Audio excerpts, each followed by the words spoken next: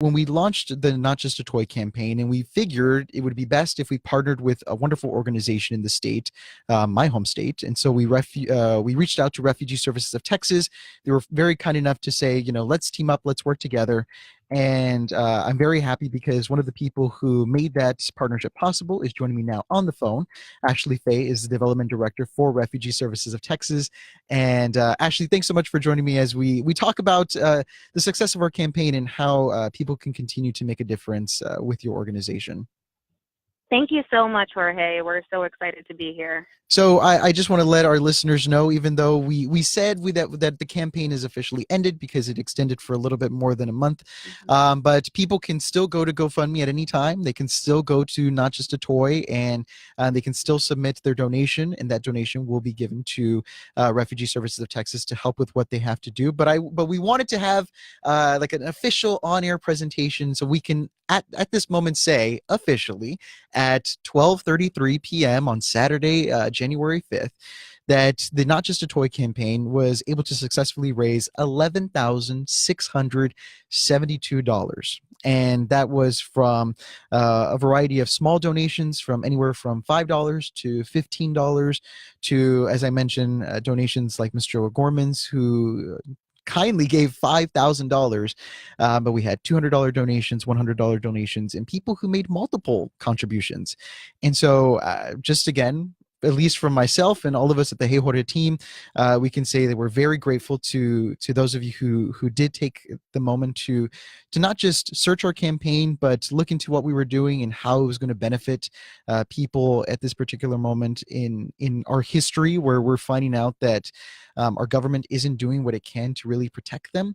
So I just want to say, first off, Ashley, when you have numbers like that, like 11,672 from a nonprofit perspective, how is that going to be able to help you all with the work that you do? That's huge. Those are some really big numbers. And first, let me say that we're so grateful to you and your team, and we're so grateful to your listeners who have listened in with an open mind and just become a little bit more educated about the issues, because we can all be more educated about it, myself included, and that's where advocacy comes in. And for those of you who decided that it was in your heart to donate, I can't tell you how grateful we are. So these funds will be used exclusively for our Rio Grande Valley site. We have 6 sites throughout Texas. And it's funny, and now that I think about it, we served, I think, 1,168 people last year. So that's almost a dollar a person. Yeah. But when it is, boiled down into one lump sum of $1,100, that makes a huge difference, especially in our Rio Grande site, where it's our newest site. We're still operating out of a church, and so this will help us come a very long way in serving the trafficking survivors and displaced persons down in that area. Yeah, I think when we were talking about it, when we first decided to expand our campaign, we had originally had another idea for the campaign, but then after communicating with Refugee Service of Texas, we realized that we could do so much more. And I think the thing that struck me the most was this idea that it was a room in a church, that it was something that, if we're talking about this aspect of Christianity and reaching out and helping our fellow brothers and sisters, that this image of literally people coming to a church seeking refuge and help and seeking some sort of assistance, that it definitely tugged at my heartstrings. And I knew that it was particularly the fact that it was on the southern border and it was in a place that resembled my own home. I was glad that we were able to figure out a way to particularly benefit that one location. But something that you did mention to us a few weeks ago was that the resettlement agencies in the state of Texas, because of slashes to funding, that now you guys and a lot of other organizations are being put in a very tough place. That's right. A couple weeks ago, it was all hands on deck because it was announced that there would be farther funding cuts. We knew that there would be some because the number of refugees has been capped at a record low from the federal government. And so we expected that. But the cuts have continued. And so, unfortunately, a lot of resettlement agencies in the state have been closed.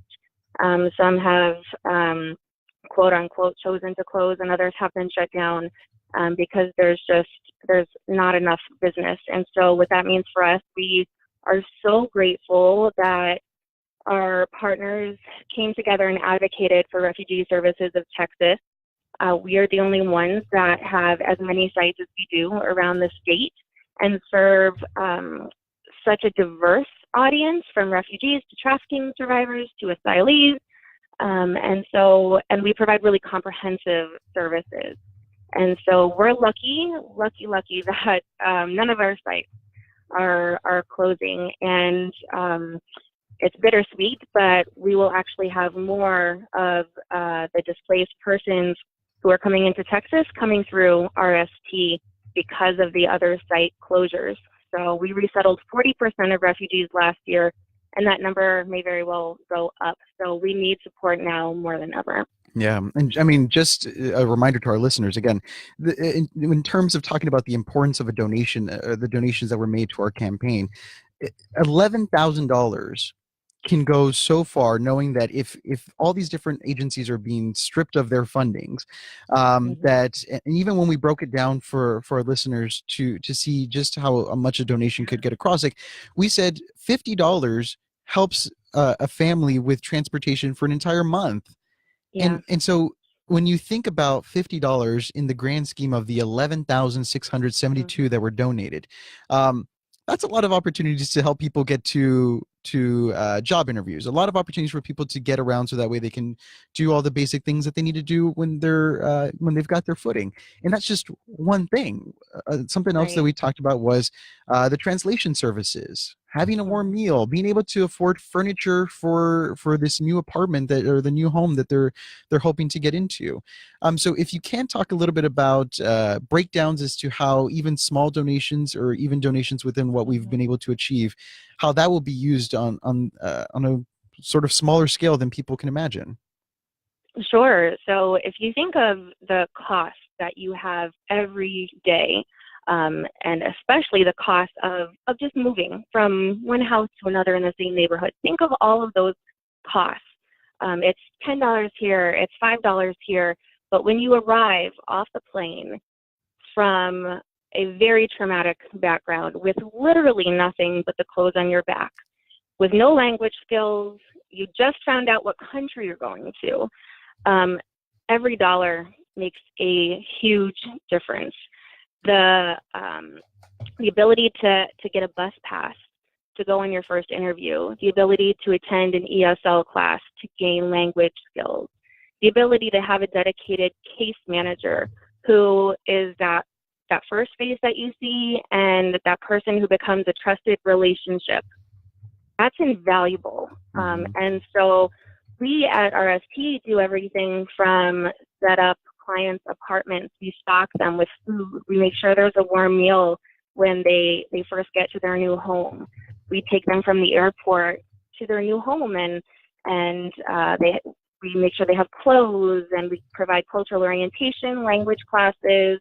They have a dedicated employment coordinator who works on job readiness and job placement, and the goal is to become self-sufficient in that way within 90 days. That's tough. I mean, for those of us who look for jobs, so it often takes more than 90 days to find something. And so imagine coming from that background. That's a tough situation. And so every dollar, literally, it helps. And if you're familiar with the way that nonprofits work and administrative fees can be really high. And at RST, 93 cents on the dollar goes straight to our clients. And so that's pretty amazing. So that being said, every dollar that your team has been able to raise and that our listeners have so generously donated will make a very, very big difference to people that have nothing. Yeah, and Sable just donated right now to our campaign, so we've got an opportunity to say that the campaign is $11,682. And again, Yeah, you can continue to thank donate you. throughout the course of this broadcast, and literally as often as you want.